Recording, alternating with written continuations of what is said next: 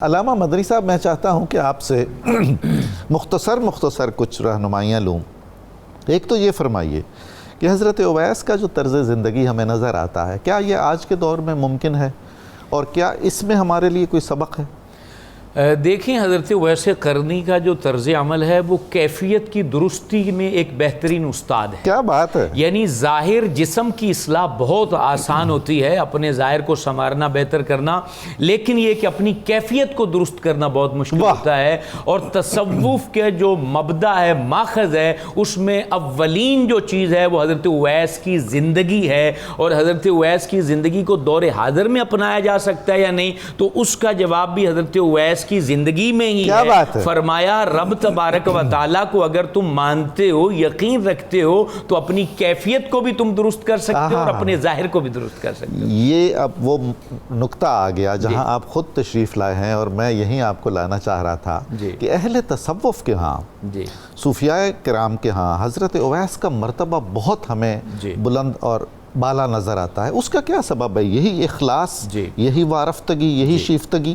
اصل میں اہل تصوف کا نظریہ ہے کہ اپنا پورا باطن خالص کر لو صرف اللہ کے لیے، اور وہ چیز عملاً اگر آپ کو اولاً کسی ہستی میں تابعین سے لے کر اولیاء تک نظر آئے گی، تو وہ پہلا استاد، پہلا مرشد اور پہلا پیر جو ہے وہ حضرت اویس قرنی ہے۔ تو اویسی سلسلہ کیا چیز ہے؟ اویسی سلسلہ بھی ان سے روحانی تعلق کا نام ہی ہے۔ ویسے تو انہوں نے کوئی اپنے خلفاء نہیں بنائے ہیں، ان کا اصل میں معاملہ کیفیت سے جڑا ہوا ہے، روح سے جڑا ہوا ہے۔ روح اویسی روح محمد پر فدا ہوئی، قیامت تک اولیاء کی روحیں محتاج ہیں روح محمد کے فیض کے لیے روح اویسی کی۔ یعنی یہ بھی ہوا نا کہ اگر کوئی ایک مرید کسی شیخ سے ظاہری طور پر نہیں مل سکتا مگر اس سے فیض پاتا ہے، تو اس کو بھی طریقہ اویسی، اسے طریقہ اویسی چاہیے، ضرورت ہے اس کو کہ وہ اپنے دل کو خالص کرے۔